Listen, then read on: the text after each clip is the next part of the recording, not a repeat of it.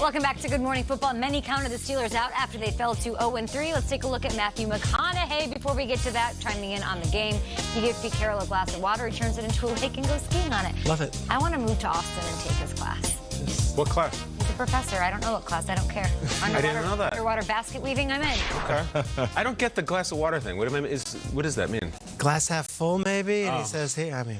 I picture him driving that car, just preaching. Yeah, I don't know what he's talking about. Beating I'll have what his he's chest. having. I just kind of want that. Keep your eyes on the Yeah, road, buddy, I do. He liked watching that one. He teaches a class, does he not? I think he does. I think he's a professor. Let us Adjunct. At 2 feet. And now, back to the Steelers. Let's do it. Many counted them out. They fell to 0-3 to start the season. Big Ben goes on IR, and it looked like they might be sending a high, first rounders. It was crazy to Miami in return for Minkah Fitzpatrick. Now they'd be in the playoffs if the season ended right now.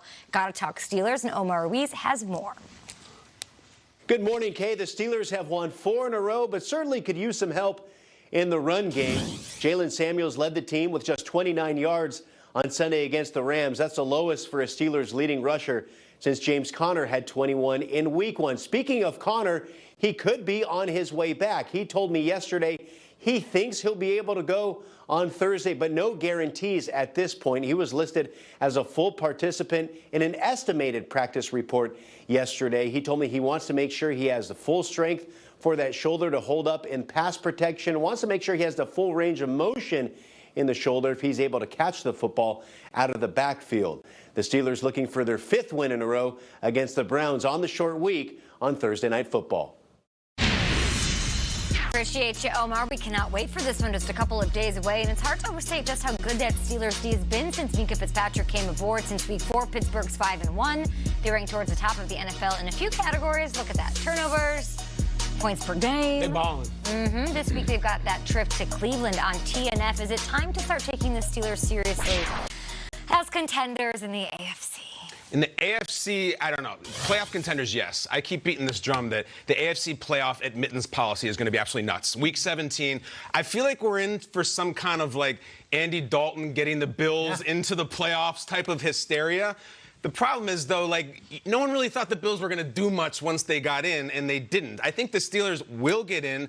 If they're going to make some noise and be AFC contenders, you need a huge jump from Mason Rudolph. Like, a defense you can ride into the playoffs, but, like, if you're going to win some playoff games, you're going to beat the Ravens or the Texans or somebody, you got to have the quarterback be a lot better. A lot of teams are going to get in the club. I don't know what kind of time they're going to have when they get there.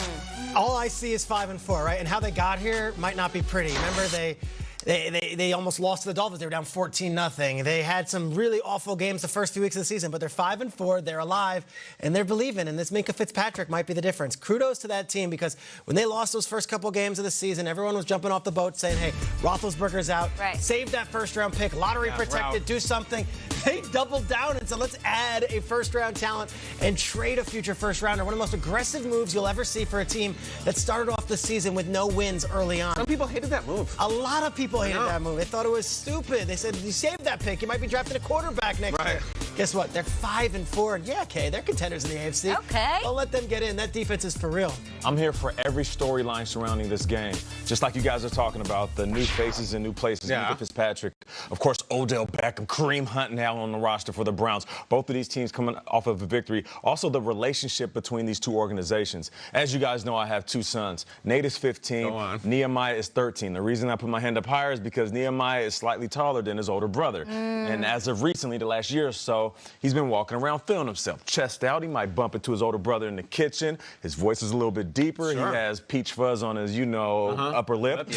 So I was curious to see who would actually win in the game. They went to the gym, and I was watching. Is Nehemiah really going to beat little Nate in the basketball game? Because this changes everything. Anybody that has siblings, this is where it goes down. Great Santini. What I realize is Nehemiah ain't ready. Nate is still the big brother. He schooled his little brother. So the point I'm making is I'm here for the relationship between the Steelers and the Browns, because for so long, the Steelers were the big brothers. And if they win this game, they are establishing their dominance. If they don't, that younger little brother that's going through puberty all of a sudden is going to start feeling himself within this division. Can't wait for this game. Neither of your sons are Mason Rudolph, though, is the thing. We're not talking Big Ben and Baker Mayfield here, right? Like, we have to see a little bit more out of Mason on this one. I will say the Steelers game against the Ravens that went to overtime, at that point when it happened, I was like, oh, knock on the Ravens. Like, you couldn't beat the Steelers. And now it's, oh, you picked them off 3 times in that You put game? 26 points on the Steelers? Yeah. Okay, Steelers, I see you. So there's that. What else we got? All season long, we're celebrating the NFL's iconic moments, players, and teams of the last 100 years, including this legendary defensive line. Take a look. So they want to know about the steel curtain. Okay.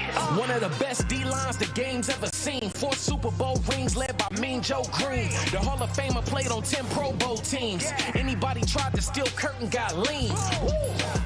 Can't forget Ernie Holmes, most called him Fats. And Mad Dog White and knock your train off the tracks. LC Greenwood put the squad on his back. The Steelers D-line legendary, that's facts. Listen to this crowd. They're going crazy at 3 Rivers.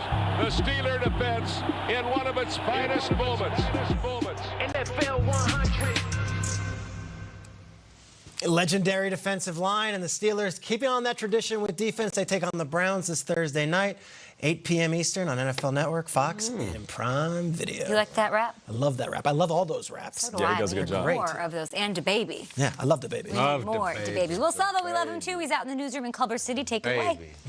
All right, thank you, Kay. Guys, well, with all due respect to my financial planner, I may have to get my stock tips from Steelers rookie linebacker Devin Bush. You see, Bush has been spot on with his predictions on how many turnovers the defense will have from week to week. Bush started making these predictions in week 6 when he said he would get his first defensive touchdown, and when you know it, he got it against the Chargers, and he's been on a mini roll ever since. Pittsburgh had 4 sacks and 3 picks against the Rams on Sunday. He was Bush earlier in the week when asked to give another prediction. All right. Sunday at 4 o'clock, right? Sunday, 2 picks. 2 picks.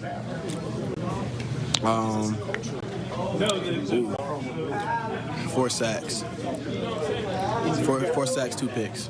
I like it. Are you going to put names to the picks again, or are you going to just let this one ride? I'm going to let those float. Okay. I'm going to let those float. 4 sacks, 2 picks. He called it. Absolutely. Meanwhile, Rams wide receiver Brandon Cooks hasn't played since week 8, and he's not going to play week 11 either. A second concussion keeping Cooks on the sidelines. He's visited concussion specialists over the past 2 weeks, leading to speculation about his future playing status. But he posted a message to Instagram saying, quote, "Can't wait to get back on the field this year." The Broncos getting one of their QBs back. Rookie Drew Lock will begin practicing this week after spending the entire season so far on injured reserve with a thumb injury. Head coach Vic Fangio says Lock will work with the scout team. Denver will have 21 days to decide to activate Lock or shut him down for the rest of the season.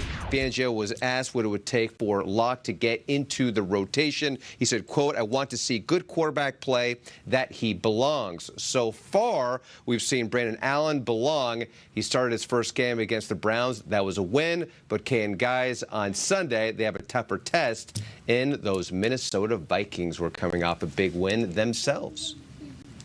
Tough sledding in the AFC West. Thank you so much, Will. We've got your Niners-Seahawks highlights. Put a smile on. I know you're a Niners lover, but come on. Got to perk it up here on a Tuesday. More Good Morning Football ahead. It's raining outside. They sent the guys to run a play outside. It'll be great. Yours really special? Oh, you know something.